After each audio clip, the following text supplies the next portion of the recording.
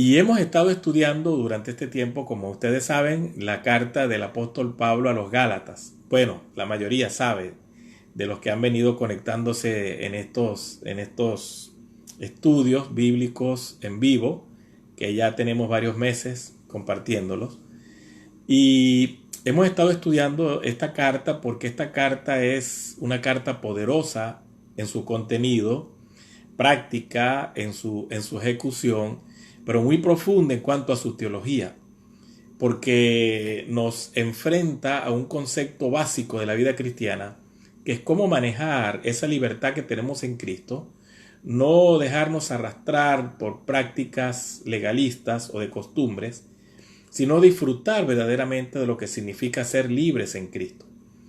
Y bueno, el contexto es el que, como hemos comentado anteriormente, Pablo había fundado sus primeras iglesias juntamente con Bernabé en la región sur de Galacia, que es precisamente esa región donde estuvieron en su primer viaje misionero, que incluía algunas ciudades como Antioquía de Pisidia, la ciudad de Iconio, la ciudad de Listra y la ciudad de Derbe. Habían otras ciudades, pero estas fueron básicamente las que el libro de Hechos nos presenta o nos relata, donde Pablo estuvo con Bernabé. Y luego de fundar allí varias iglesias, emprendieron un segundo viaje misionero. Esta vez fue Pablo, junto con Timoteo y con Silas, a un segundo viaje misionero. Y estando en ese segundo viaje misionero, le llega noticias de que a esas primeras iglesias fundadas habían entrado unos falsos maestros, que eran judíos que habían conocido a Cristo y que pensaban que el cristianismo era otra forma de judaísmo, o una forma, digamos, diferente de judaísmo o avanzada de judaísmo, donde además de la ley de Moisés, además de las prácticas o rituales propios del judaísmo, entonces se añadía la figura de Cristo y se añadía algunos conceptos de la doctrina cristiana. Y entonces ellos empezaron a enseñar a los no judíos, que eran llamados gentiles, que ya Pablo había evangelizado y que había fundado estas iglesias allí en Galacia.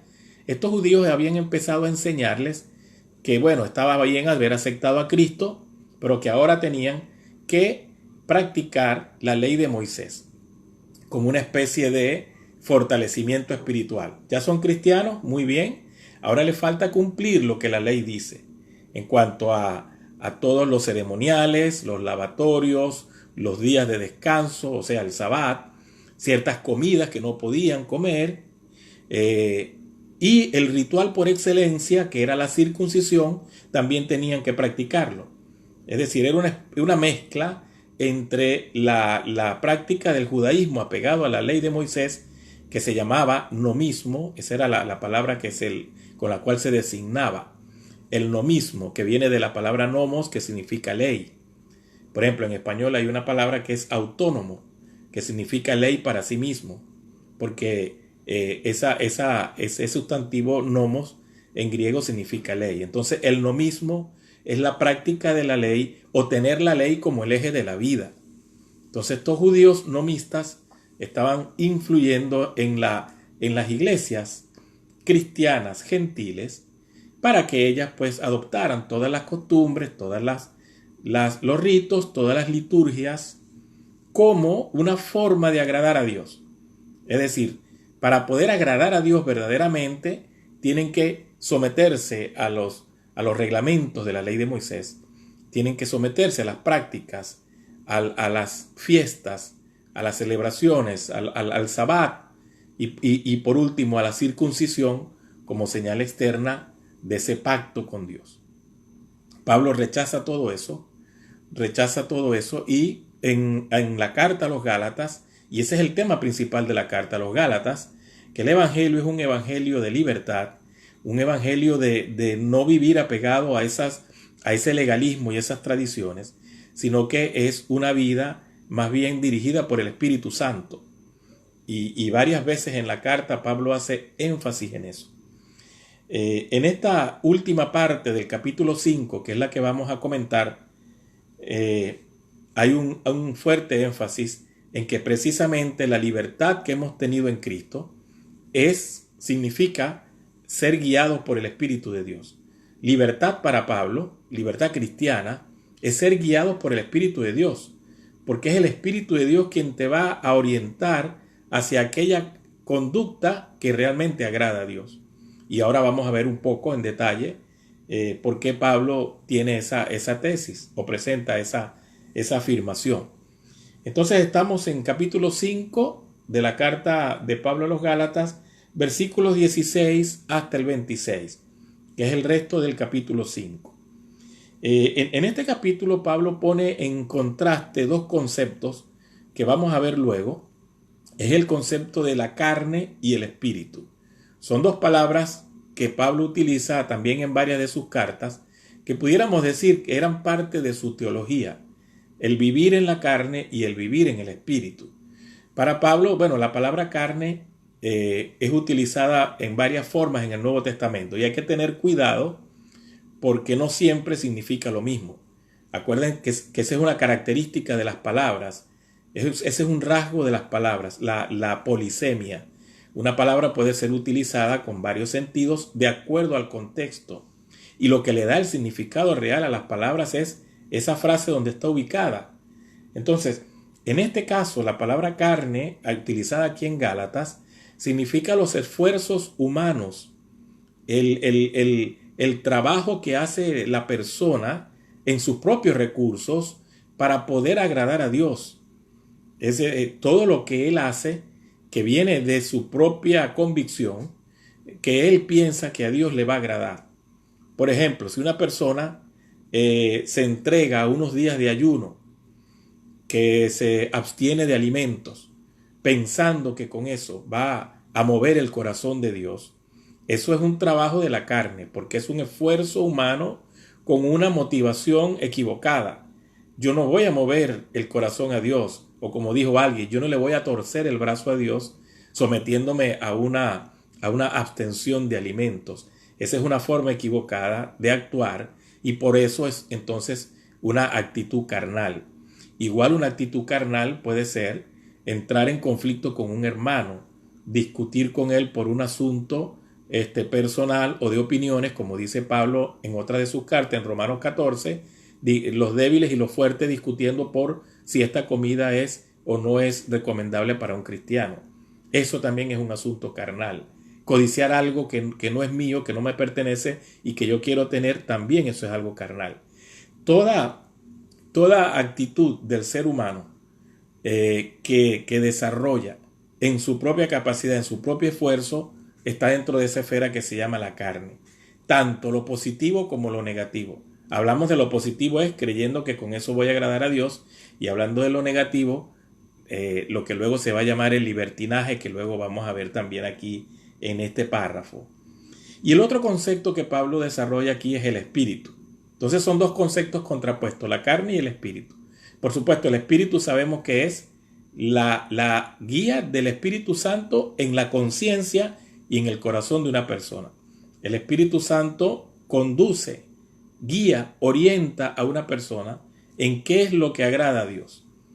Entonces esos son los dos elementos, digamos, destacados en este párrafo. Empieza el apóstol Pablo en los versículos 16 al 18 a describir cuál es el punto de su propuesta o de su exhortación. Dice el versículo 16: digo pues, andad en el espíritu y no satisfagáis los deseos de la carne. Allí está su propuesta, allí está su afirmación, allí pudiéramos decir que está la oración principal de todo este concepto que él desarrolla en los versículos 16 hasta el 26. Andad en el espíritu, es un imperativo, significa una orden. Andemos en el espíritu. Claro, la palabra andar significa vivir, conducirse, y andar en el espíritu es conducirse de acuerdo a la guía del Espíritu Santo. Y luego la otra parte de esa oración dice: y no satisfagáis los deseos de la carne.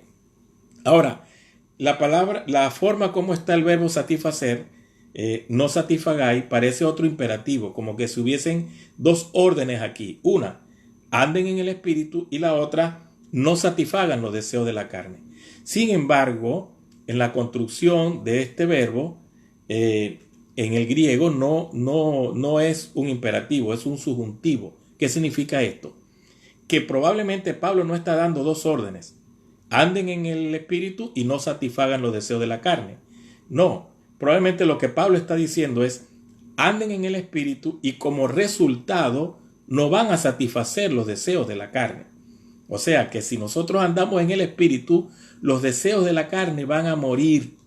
El resultado es que la carne va a tener menos y menos influencia en nuestra vida.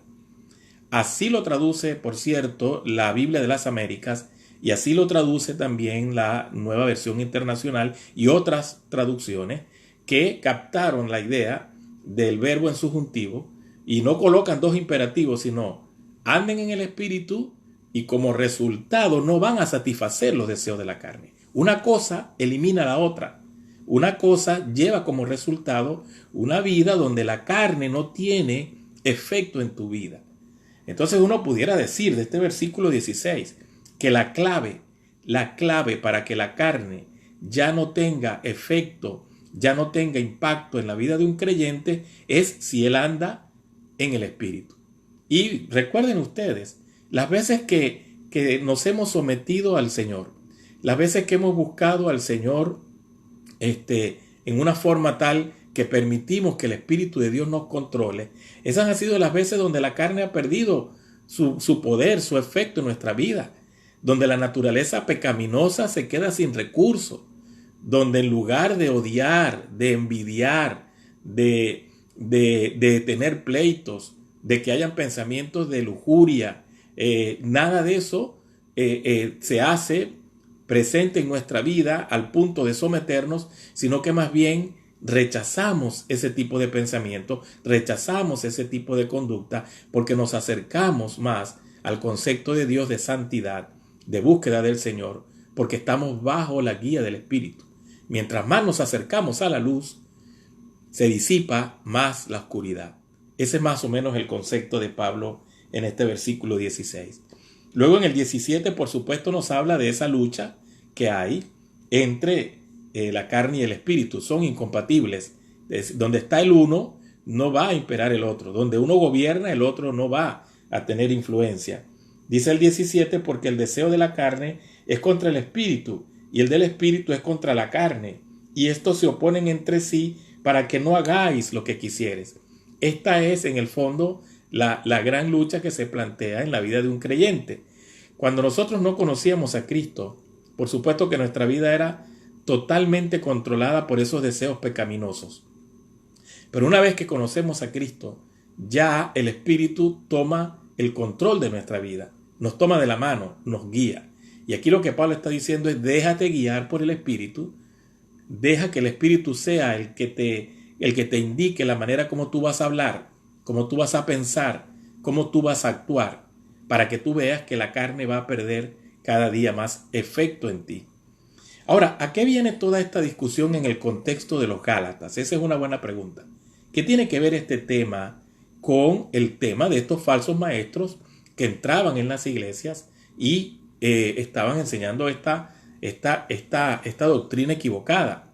Bueno, justamente esta doctrina equivocada había hecho o había creado en las iglesias divisiones, porque cuando estos judíos empezaban a enseñar de que era necesario guardar la ley de Moisés, habían dos reacciones. Habían aquellos que rechazaban esta enseñanza porque estaban claros de lo que era el Evangelio, porque sabían que el Evangelio era por la gracia y por la fe. Pero habían otros que aceptaban estas enseñanzas, se dejaron seducir por este canto de sirenas, si pudiéramos usar esa frase, de los Gálatas, que empezaron a conquistarlos y a ganarlos para su causa. Y entonces, por supuesto, esto creó divisiones, crearon grupos contrapuestos que empezaban a luchar entre ellos. Entonces Pablo está haciendo un llamado aquí para que cese ese conflicto, para que no se dejen arrastrar por esos deseos de la carne. Y justamente en el versículo 15 del capítulo 5 él usa una expresión un poco retórica para hablar de esos conflictos. Dice: pero si os mordéis y os coméis unos a otros, mirad también que no os consumáis unos a otros. Es decir, cuidado, no permitan que estas controversias que se han generado entre ustedes amenacen con la división de la iglesia y amenacen también con que la iglesia desaparezca, porque una iglesia puede desaparecer. Una comunidad cristiana a causa de los pleitos, de las envidias, de las luchas internas, puede desaparecer. Entonces a ese tema es que Pablo está apuntando cuando dice, bueno, la carne, ¿a qué nos va a llevar? A ese tipo de situaciones. Pero si somos guiados por el Espíritu, vamos a evitar eso. Vamos a buscar la unidad, el amor y la concordia entre nosotros. Entonces, ese sería el marco general donde Pablo está hablando de esto de ser guiados por el Espíritu. Luego dice en el versículo 18, si sois guiados por el Espíritu de Dios, no estáis bajo la ley. ¿Por qué dice Pablo esto? Bueno, claro, porque el tema de los judaizantes era que la ley era la forma como el creyente podía agradar a Dios. La ley le daba al creyente la posibilidad de vivir una vida, una conducta intachable, porque dejaba de hacer muchas cosas, hacía otras. Entonces esto le permitía, con todos estos preceptos y mandamientos, entonces agradar a Dios. Esta era la teoría de los judaizantes o estos falsos maestros judíos. Pablo lo que está diciendo es, no, realmente no es así. Si ustedes se dejan guiar por el Espíritu, ya no tienen que obedecer los preceptos de la ley. Ya no tienen que estar pendientes, bueno, ¿qué mandamiento dice esto? ¿Cuál es el precepto que señala qué debo hacer en este caso? No, porque el Espíritu mismo los va a guiar hacia lo que agrada a Dios. Es interesante. La guía del Espíritu permite al creyente liberarse de ir al manual para ver ¿y qué hacer en este caso? Salí a la calle, una persona me gritó, oye, ¿qué dice la ley? ¿En qué artículo, en qué mandamiento dice qué hacer cuando una persona me grita? No, el Espíritu de Dios, tomando control de mi vida, me da la forma correcta de responder ante esa persona, con amabilidad, con paciencia, con humildad. Yo me dejo controlar por el Espíritu. Por eso no estoy bajo la ley de estar buscando en el manual en qué artículo dice cómo yo voy a reaccionar. Entonces, ese es el concepto básicamente de Pablo cuando dice que si somos guiados por el Espíritu, ya no tenemos que someternos a una serie de preceptos o de legalismos para poder agradar a Dios, porque el mismo Espíritu nos guía y nos indica qué es lo que Dios espera de nosotros en cada caso. Luego de ese versículo 18, Pablo entonces nos da dos listas relacionadas con el resultado de andar en la carne y el resultado de andar en el Espíritu. Estas dos listas son contrastadas y la primera lista, que habla de las obras de la carne, empieza en versículo 19 hasta el versículo 21. Y la segunda lista, que habla de el resultado del Espíritu en la vida de una persona, empieza en versículos 22 y 23. Estas listas eran muy populares, por cierto, en la literatura del tiempo de Pablo. Grandes filósofos griegos como Platón, como Aristóteles, popularizaron estas listas. Ellos hablaban de las virtudes, por ejemplo, de la vida griega. Ellos hablaban de los rasgos que debía tener un ciudadano. Y entonces hacían listas que contrastaban las cosas positivas y las cosas negativas. Así que era realmente dentro de la literatura de ese tiempo, era muy común hacer listas para contrastar un elemento con otro. Así, algunos comentaristas y teólogos están de acuerdo en que probablemente Pablo recibió influencia de ese pensamiento griego sobre la elaboración de listas. Sin embargo, hay otros que dicen, y es muy bueno también tomar en cuenta eso, que probablemente Pablo más bien estaba influido por un concepto judío que habla de los dos caminos. Hay mucho contenido en el Antiguo Testamento especialmente que presenta la vida del hombre en una disyuntiva de dos caminos. Por ejemplo, el Salmo 1. El Salmo 1 dice, bienaventurado el varón que no anduvo en caminos de malos, ni en consejo de pecadores, ni se sentó en silla de escarnecedores, sino que en la ley de Jehová está su delicia, etc. Y luego dice, no así los malos. Y luego al final de ese Salmo 1, versículo 6, Dice que Jehová conoce el camino de los justos, mas la senda de los malos perecerá. Entonces presenta dos caminos frente al cual el hombre está, y el hombre tiene que tomar una decisión. ¿Cuál es el camino correcto? En la literatura del Antiguo Testamento y en otra literatura extrabíblica se hace mucha alusión a este concepto. Así que otros comentaristas dicen que esta idea de las listas que Pablo utiliza, que no solo utiliza aquí en Gálatas, también la utiliza en Corinto, en Romanos, en otras de sus cartas, proviene más bien de ese concepto de los dos caminos.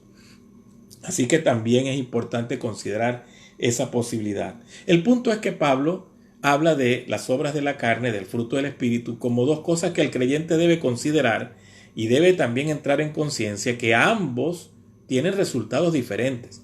Si uno va a vivir conforme a la carne, va a terminar en un lado de la vida y del futuro y del destino que le espera. Pero si anda conforme al Espíritu, va a tener otro resultado opuesto, que eso es lo que Pablo quiere aquí enfatizar. Entonces empieza en el versículo 19 a hablar de las obras de la carne y las menciona. Hay una serie de sustantivos que usa aquí el apóstol: adulterio, fornicación, inmundicia, lascivia. Y en el 20, idolatría, hechicerías, enemistades, pleitos, celos, iras, contiendas, disensiones, herejías. En el 21 sigue con su lista: envidias, homicidios, borracheras, orgías. Y luego dice una frase interesante que nos da a entender que esta lista no era exhaustiva, sino más bien como representativa, porque dice: y cosas semejantes a estas. O sea, hay mucho más que él pudo haber dicho. Algunos incluso han buscado la manera de ver si había un cierto orden en esta lista o que las agrupaba por categorías. Por ejemplo, hubo un comentarista que se dio cuenta que, por ejemplo, los primeros 4 tenían que ver con esa vida sensual, relacionada con esa relación entre los sexos. Adulterio, fornicación, inmundicia, lascivia, todo tiene que ver con ese terreno de las relaciones sexuales, de la atracción física, de lo sensorial, de lo sensual. Pero luego, en el versículo 20, idolatrías, hechicerías. Ya esto no tiene que ver con el plano de las relaciones en cuanto al sexo, sino que tiene que ver con prácticas paganas. La idolatría y la hechicería era prácticamente la forma como los gálatas o estos gentiles vivían antes de conocer al Señor. Buscaban sus dioses, consultaban a los muertos, o sea, una práctica del oscurantismo, de aquella vida en ignorancia por no conocer la voluntad de Dios. Y luego abre otra categoría que tiene que ver con las relaciones interpersonales fracturadas. Habla de enemistades, pleitos, celos, iras, contiendas, disensiones, herejías. Es interesante que la palabra herejías aquí no tiene el significado de una falsa doctrina, sino de crear grupos en la iglesia.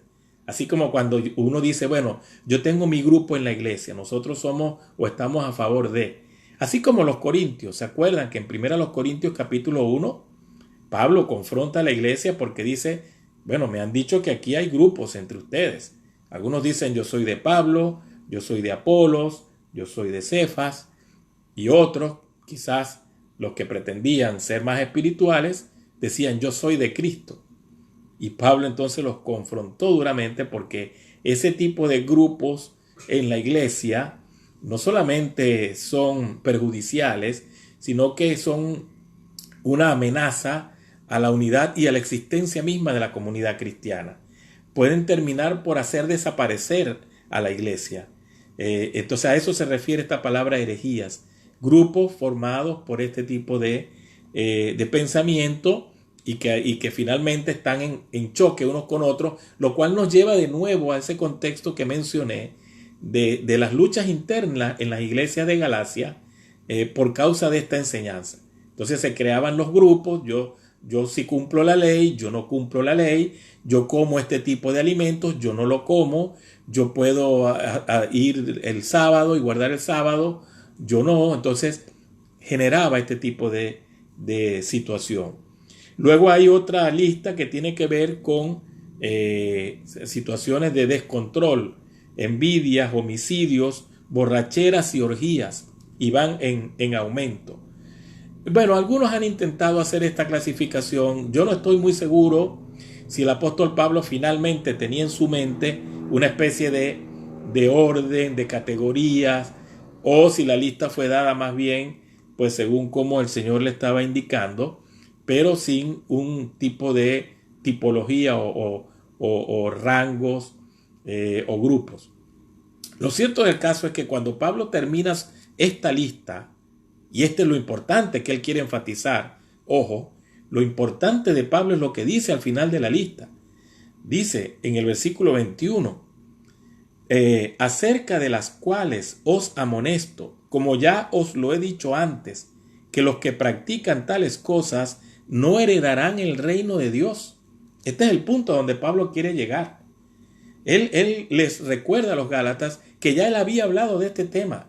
Ya él había enseñado acerca de este asunto a ellos, de que estas prácticas no llevaban a las personas al reino de Dios. Al contrario, las separaba de Dios, las alejaba de Dios y las colocaba más bien en el peligro de un destino eterno sin Dios. Ahora, ¿por qué trae Pablo a colación esta lista particularmente y la llama obras de la carne? Recordemos que el concepto de obras de la carne es todo ese esfuerzo que yo quiero hacer en mi propia capacidad, poniéndome a mí como el centro. Porque entre paréntesis, la palabra carne también tiene esa connotación de una vida egocéntrica. Son los esfuerzos míos para tratar de agradar a Dios en mis propios recursos, con mis propias capacidades. O visto de otra manera, es la forma en que yo quiero satisfacer mis necesidades, a mi manera, sin considerar lo que Dios piensa. A mí me parece que yo debo hacer tal cosa. A mí me agrada esto. Yo disfruto cuando hago esto. ¿Qué piensa Dios? Realmente me tiene sin cuidado. Así se expresaría alguien que vive en la carne. Lo que piensa Dios me tiene sin cuidado. Me importa lo que yo pienso, me importa lo que me agrada, me importa lo que me satisface. Eso es una vida egocéntrica. El egoísmo en su máxima expresión. El yo sentado en el trono del deseo, de la apetencia. Entonces, ese es el concepto de carne. Y dice él que los que practican esto no heredarán el reino de Dios.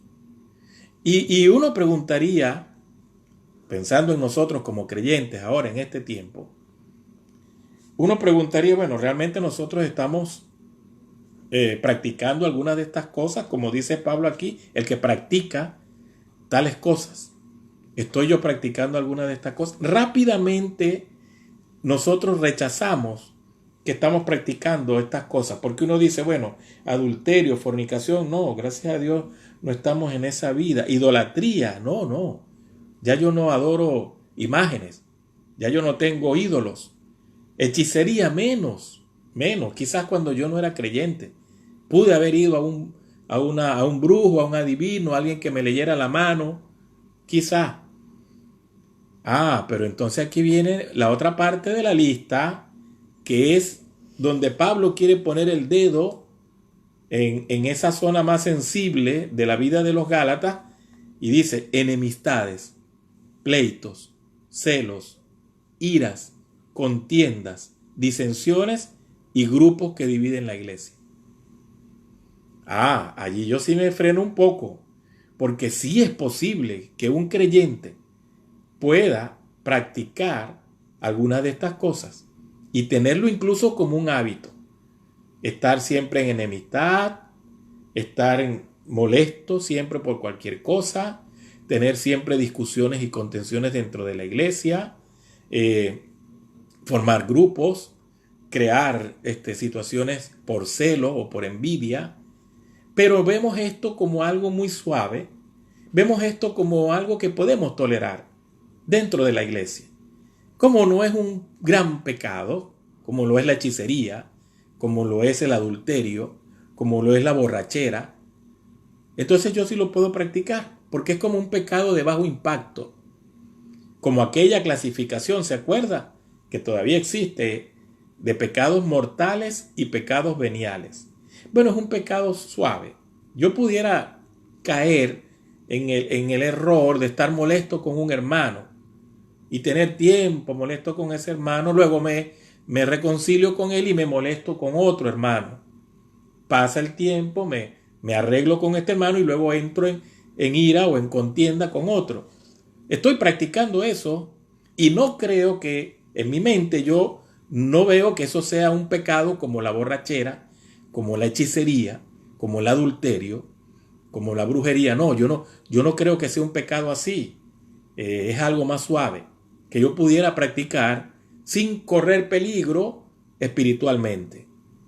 Aquí Pablo nos tumba esa teoría y dice, no, los que practican ese tipo de obras de la carne tampoco heredarán el reino de Dios.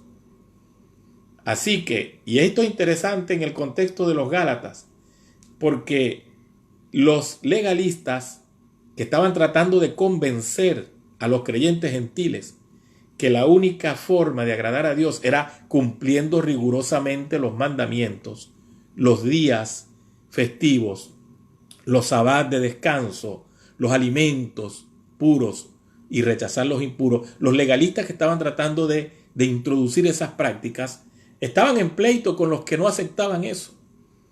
Entonces era una contradicción, porque ellos estaban enseñando la ley de Moisés y resulta que el resumen de la ley de Moisés es amar a tu prójimo. Pablo lo dice. Noten en el versículo 14 del versículo 5 dice, porque toda la ley en esta sola palabra se cumple, amarás a tu prójimo como a ti mismo. Entonces, ¿cómo es posible que estas personas que están hablando de cumplir la ley están en enemistad, están en pleitos, están en discusiones? Si ellos están hablando también de la ley, ¿por qué no se dan cuenta que la máxima expresión de la ley es el amor? Entonces están en pleitos, en disensiones, en grupos divisionistas dentro de la iglesia, en agresiones unos con otros, y sin embargo están hablando de practicar la ley. Es una gran contradicción. Entonces, por un lado estaba eso.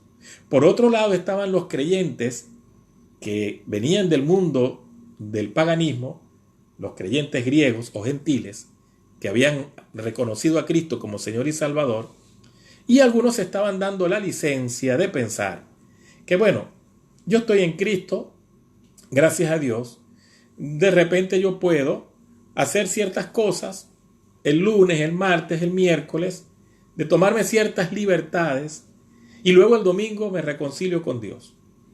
El martes fui y visité a una señora que no es mi esposa, estuve con ella, luego fui y me tomé unos tragos con alguien, bueno, me quedé así medio mareado, un poco borracho, ok, pasó algo allí un poquito vergonzoso, pero bueno, el sábado y el domingo me arreglo con Dios. Y así una vida de libertinaje, pensando que como ahora estoy cristiano y tengo la salvación asegurada, yo me puedo dar esas licencias. Entonces noten los dos puntos allí, legalismo y libertinaje. Legalismo y libertinaje.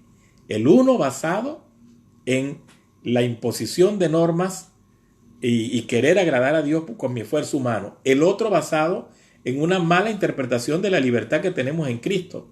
El hecho de que estamos en Cristo y que somos libres no nos da permiso para hacer lo que queremos. Al contrario, somos esclavos ahora de Cristo. Somos siervos de Cristo. Ahora tenemos que seguir la línea que nos marca el Espíritu de Dios. Entonces, por eso Pablo, muy sabiamente, guiado por el Espíritu Santo, por supuesto, entra en este contraste entre las obras de la carne, y ahora va a hablar del fruto del Espíritu. Versículo 22 dice, mas el fruto del Espíritu, se dan cuenta que fruto está en singular y obras en el versículo 19 está en plural, obras de la carne, los esfuerzos humanos para creer que de esa manera entonces yo puedo satisfacer mi ego y estar bien, mientras que fruto que está en singular es porque es el resultado del Espíritu. Está en singular porque se refiere a lo que el Espíritu genera en el corazón de la persona.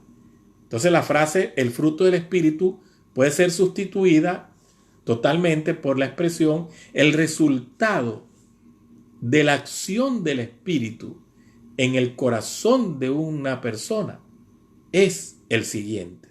Estas son las evidencias. Entonces habla de amor, gozo, paz, paciencia, benignidad, bondad, fe, mansedumbre, templanza. Si ustedes se dan cuenta en este contraste, y muy importante la forma como Pablo lo presenta, todas las obras de la carne, los esfuerzos humanos hechos en la carne, están centrados en el yo, en la satisfacción de la persona, mientras que el fruto del Espíritu, el resultado del Espíritu en el corazón de la persona, están enfocadas hacia los demás. Por eso empieza con el amor, porque el amor es la búsqueda del bien del otro, no importando incluso lo que yo reciba. El amor es buscar lo que a la otra persona le hace bien. Y si yo no recibo lo mismo, no importa. Es lo que dice Pablo en una de sus cartas. Yo me he entregado a ustedes, aunque amándolos más, yo sea amado menos. ¿Qué frase más dramática esa que Pablo usa? Aunque amándolos más, yo sea amado menos. O sea que a Pablo no estaba midiendo cuánto lo estaban amando a él para él amar a otro. Su amor era sacrificial, era entregado completamente para el bien de las iglesias. Aunque él recibiera desprecio, rechazo, cuestionamientos hacia él, hacia su persona, hacia su ministerio, él era un amor entregado por ellos. Aunque fuese amado menos, él les amaba más. Esa es una expresión que ilustra muy bien este concepto. El fruto del Espíritu en el corazón de alguien es entregarse por ese alguien y siempre está apuntando hacia afuera, hacia ese otro. Por eso siempre colocamos la comparación con el repollo y la lechuga. Se dan cuenta que la lechuga, ella se abre, ¿verdad? Es un vegetal que cuando uno lo ve así abierto, claro, con sus hojas y todo verde allí. Mientras que el repollo, ¿cómo uno ve el repollo? Concéntrico, hacia sí mismo.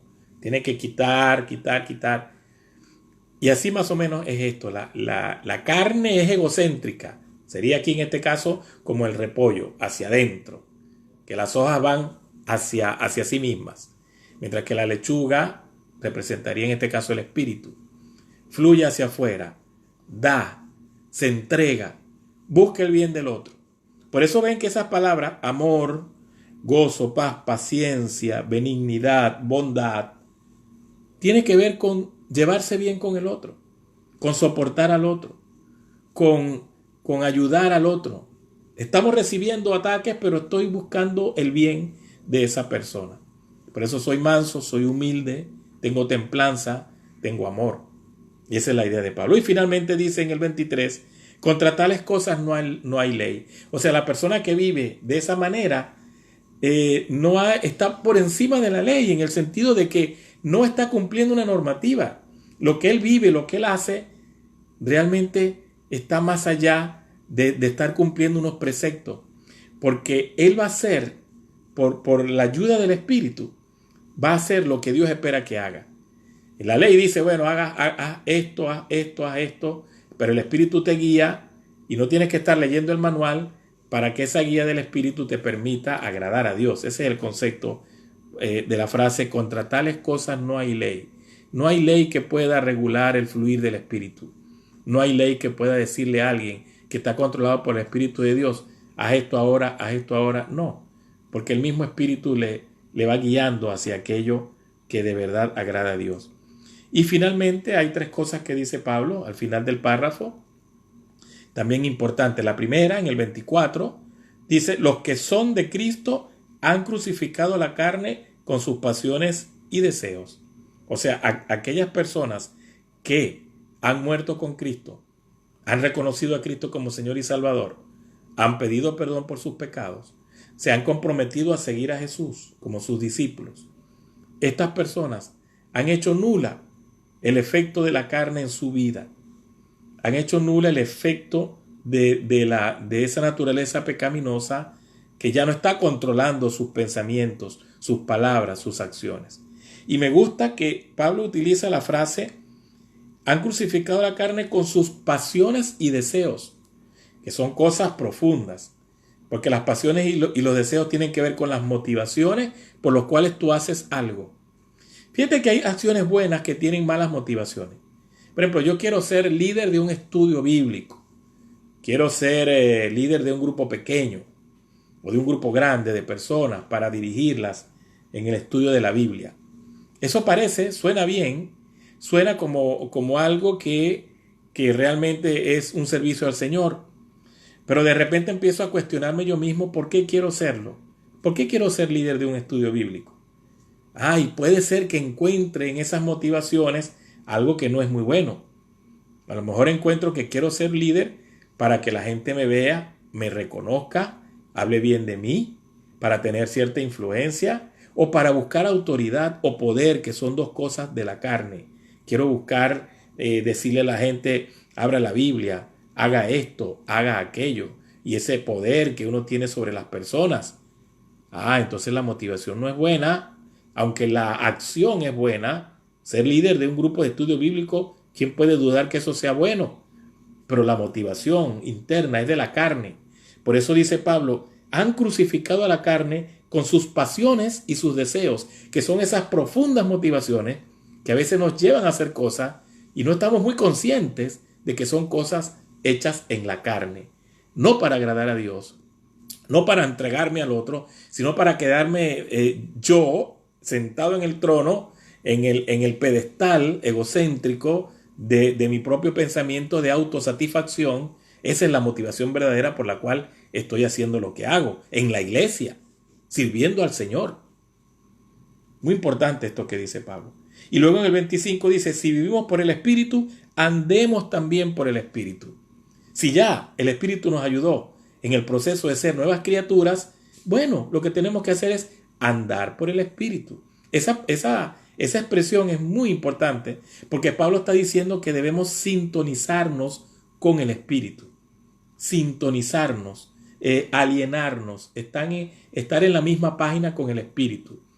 Esta idea de sintonizarnos me recuerda, bueno, algunos se acordarán, otros no, pero hace mucho tiempo, cuando teníamos esos televisores que usaban una antena que se colocaba en el techo, a veces la antena no tenía buena recepción y mandábamos a alguien arriba para que moviera la antena.